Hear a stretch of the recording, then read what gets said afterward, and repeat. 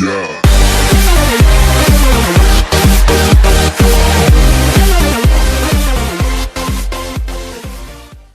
Oh hello guys, welcome to Technology Master. Today we present to you the full review of OPPO F1S. Let's start. The F1S gets a fingerprint sensor, which was missing on the F1, and it works very well. Just like the F1 Plus, the screen unlocks instantly. The sensor is flanked by two backlit capacitive buttons. OPPO also throws in a notification LED near the top. The all-metal body looks really good, and the glossy gold trim that runs along the edges of the phone adds to the device's premium aesthetic.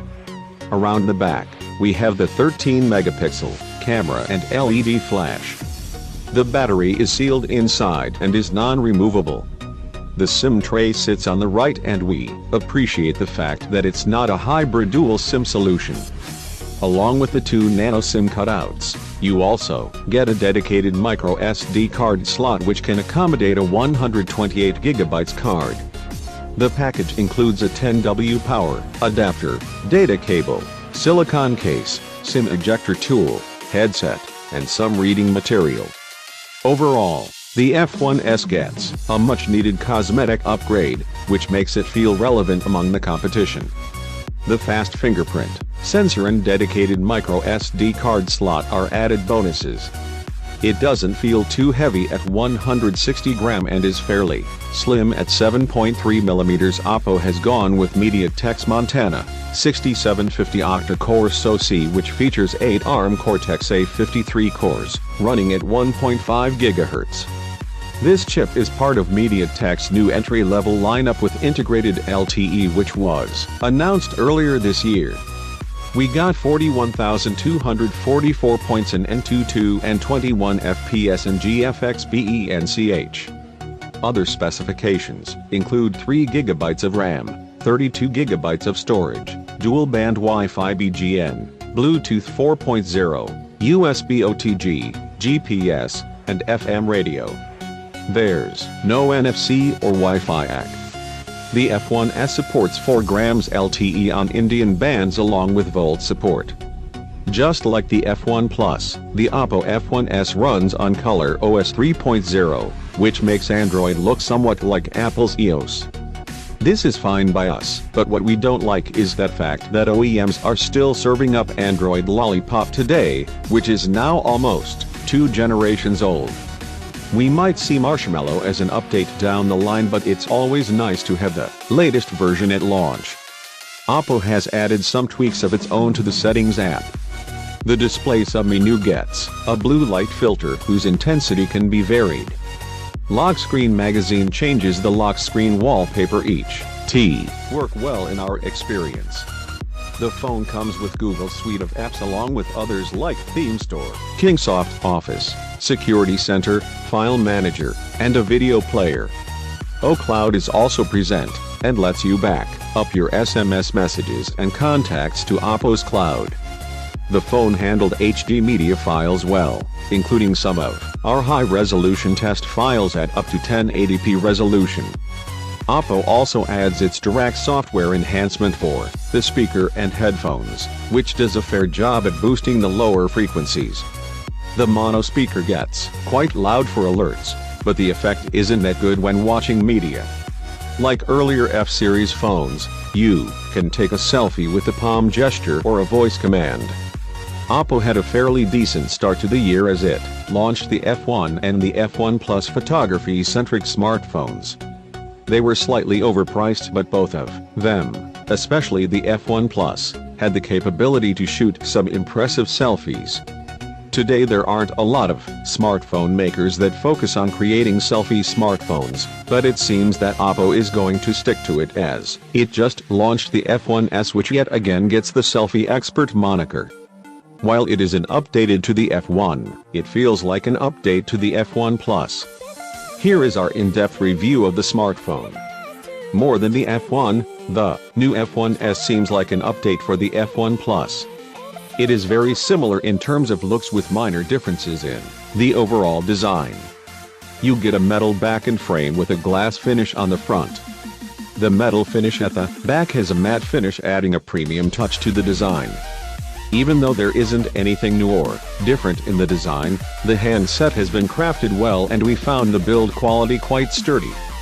The 5.5-inch display dominating the front is another reason why we think this is an update to the F1 Plus. Above, that is the earpiece, the front-facing camera and the proximity and light sensors, while below the display is the fingerprint embedded in the home button along with the capacitive back and recent buttons. Things are a bit glossy on the front, so expect smudges and fingerprints to creep up. At the back you will find the camera on the top left corner, which protrudes out but is hardly noticeable. There is also an LED flash along with it. The antenna bands, or what seems like them, are just thin-looking chrome stripes.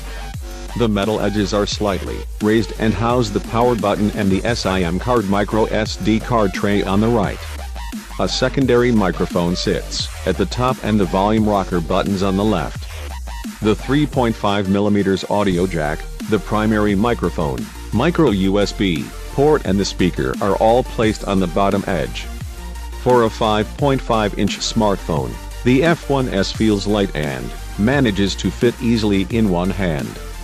It doesn't slip out easily either thanks to the brushed metal finish.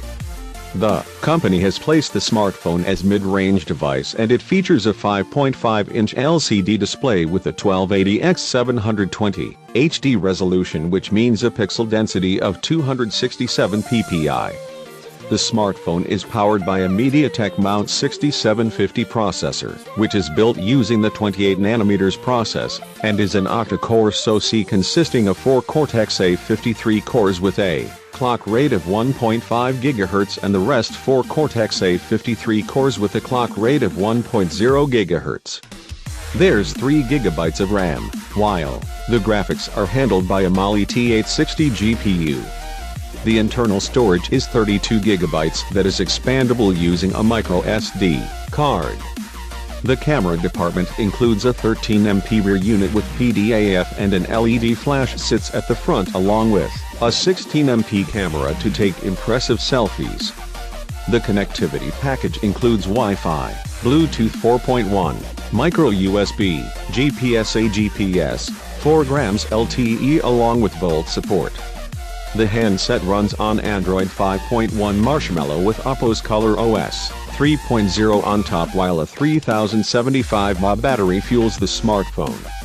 The smartphone features a 5.5-inch LCD display with a 1280x720 resolution, which translates to 267 ppi, and it is protected by Gorilla Glass 4. One usually expects a 1080p resolution on such a large display, but the HD resolution doesn't look bad either. It offers adequate brightness, but under sunlight it does struggle a bit. Color saturation is spot, and even the viewing angles are wide, as we didn't see any color shift. The smartphone gives an option of changing the fonts and even the font size. Apart from that, you also get a blue light filter which helps in reducing eye strain. Day-to-day performance on the smartphone is great. Apps open quickly and even multitasking is handled well thanks to the 3 GB of RAM. Gaming proved to be excellent with very minor frame drops in games like Asphalt 8 and Dead Trigger 2. The overall performance felt close to a premium device, and the processor, which is a 64-bit chip from MediaTek, proved to be quite good. The smartphone doesn't heat up that much either, and we noticed that only 2 or 3 cores out of the total 8 cores were operational most of the time. This was probably done to improve battery performance on the smartphone. Thanks to the brighter display, the screen flash is a lot more effective. However, it's still a bit weak in pitch darkness. The front camera can record 1080p video, and there are some additional shooting modes like GIF, filters, and double exposure. The 13-megapixel rear camera also gets the same shooting modes, along with additional ones like expert mode. The latter lets you control the shutter, ISO, exposure and white balance, and even save in RAW format. We would have liked better controls, though. For instance, you can't select a fast shutter speed other than auto. You only get to choose from 1 second to 16 seconds. Image We would have liked better controls, though. For instance, you can't select a fast shutter speed other than auto. You only get to choose from 1 second to 16 seconds. Image quality is pretty good for landscapes and macro shots. There is slight artifacting in the dark areas of shots taken in low light, but not too much color noise, which is good. The rear sensor gets phase detection autofocus, which helps in locking in on your subject better. We like the simplicity of the camera app and the placement of the toggle switches. Coming to battery life, we managed to get 10 hours and 11 minutes of continuous video playback from the 3075 mAh battery. Under regular use, we found ourselves going a little more than a day before reaching for the charger. However, we wish the F1S had the VOOC fast charging feature that its bigger brother does, as even with the 10W adapter, it takes a painfully long time to fully charge the phone. That's it for today. Be sure to subscribe and share this video if you like, and Dead Trigger 2. The overall performance felt close. Don't